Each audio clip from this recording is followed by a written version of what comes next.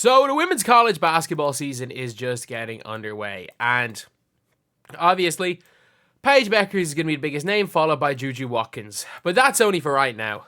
We could be looking at the number 1 pick in next year's draft, maybe the number 2 pick in next year's draft, because everyone's talking about Flau'Jae coming out in 2026. If the WNBA money's better than their NIL deals, Flau'Jae is probably going to come out next year. Flau'Jae is perfectly allowed to go to the WNBA after her junior year in college. And this is what she did in her first game. And by the way, like, it's not like the win means anything. Like, this was a blowout, an absolute blowout. But it's just looking at what she's doing on the floor and how she's getting her buckets. Like, she's there crossing people up, sizing them up, attacking the mid-range. She's passing. She's shooting threes. Like, she's attacking strong. She's athletic. Like, this is what the new guards are in the WNBA. I'm sorry, this is what the new guards are. This is what the new breed of, like, the point guard is for the WNBA. It's the likes of a Flau'Jae. Like, she's not the tallest, like, but she's 5'10", which is still, like, what, taller than Courtney Williams, I think. But she's 5'10". She can attack the basket. She can pull up. She can shoot the three. She can step back. And you know what? She can rap. She can rap and is incredibly smart. Is an incredibly intelligent 20-year-old. Which is, like, obviously, the fact that she was a celebrity before she set foot in LSU kind of helps with that. And does help with that. But Flau'Jae, I'm telling you, is going to go into those conversations, especially if LSU are good. Like, if LSU are competing for a national championship again, because of the likes of Flau'Jae and Aneesa Morrow, and, like, Flau'Jae gets into that Paige Bueckers conversation, I would be shocked if she doesn't come out this year. Because you just never know. You just never know what's going to happen. Like, obviously, NIL deals are crazy, but, like, people are acting like those brand deals aren't still going to be there if she leaves LSU, especially for Flau'Jae. If she's in the WNBA and not worrying about going to class, she'll have more time to focus on some of the other stuff. But, like, when we talk about impressive people, like, you know the way I always say, I've said it with Angel Reese and with the whole podcast and everything, it's like, if she can do all of that stuff and still improve her game, then it's great. The problem is that if you do all that stuff and it negatively affects your game, then it becomes a problem. But with Flau'Jae from the start, she's been, if you type in her name on Google, Flau'Jae Johnson, the first thing that comes up, it says she's a rapper. It says she's a rapper. It does not say she's a basketball player. And her dad is the rapper Camouflage. Look, I've never heard of Camouflage. Oh, wow, that's sad. Just how it was killed 6 months before birth. That is very sad, to be fair. I had no idea. I had absolutely no idea that. But she's a baller. She is an absolute baller. Like, in her freshman year, she was solid. Like, she was second team all SEC for SEC freshman of the year, or second team all SEC her second year. SEC all freshman team her first year, and freshman of the year.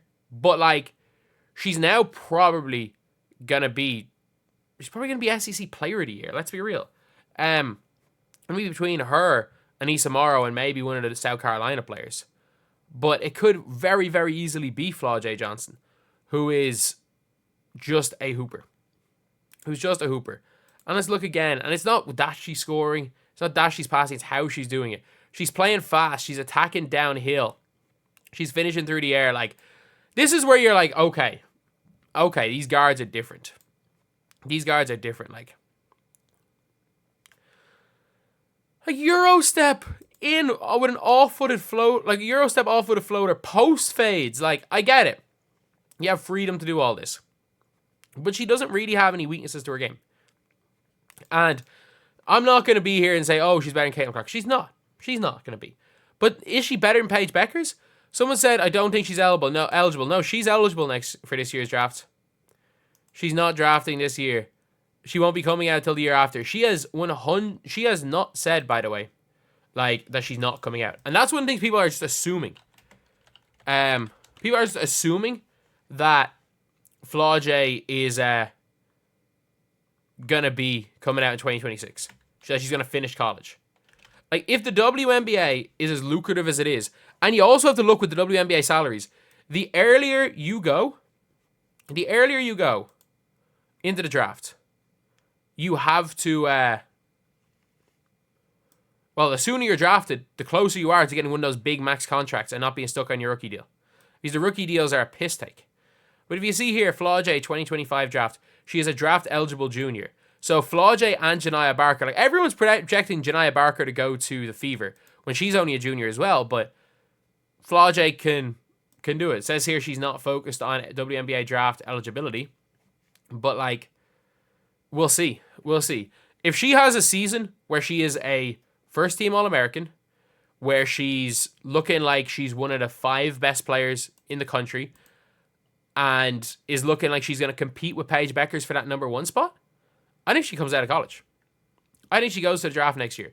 Because she's smart enough business-wise, she's smart enough business savvy-wise to know that she can leave this year and she can be in that. She saw how big it was for Angel Reese to be in the same draft as Caitlin Clark. But I'm sorry, if Angel Reese was in the same draft as Aaliyah Boston, she wouldn't have gotten a quarter of the hype. And maybe she's thinking, okay, maybe we can have a rookie of the year race next year between me and Paige. And the difference is we both play the same position. I can be that number 2 pick, and I'm going to go and try to take Paige. Because if I'm in a rookie class, like, I don't know, like the Ryan Howard class, and I'm far and away the rookie of the year, doesn't matter. And at the same time, if I go and play all through the year, end up making the all-star team, something like that, and then suddenly it gets to September. Oh, September through like November, I'm not doing anything. I can work on rapping, and then I can work on my game as well. Like, I think there's at least a 50-50 chance. Maybe 30-70 as she comes out this year, but if she does, like, there's no guarantee Paige Bueckers is number 1. I mean that. There is no guarantee at all that Paige Bueckers is the number 1 pick if Flau'Jae comes out. Flau'Jae is that level of player. But yeah, let me know what you guys think. Maybe I'm just over like analyzing this. And by the way, a big reason why Flau'Jae, I have her over Paige Bueckers is Flau'Jae has not been injured. Paige Bueckers has missed 2 entire seasons of college basketball through injury. And I don't know, whatever about missing 1 year, missing 2 years is going to be an interesting one. And to be honest, I wouldn't be surprised if she has the literal biggest NIL deal of anyone. So anyway, yeah, that is the video. Let me know what you guys think. Thank you guys for watching. Please like, comment, and subscribe.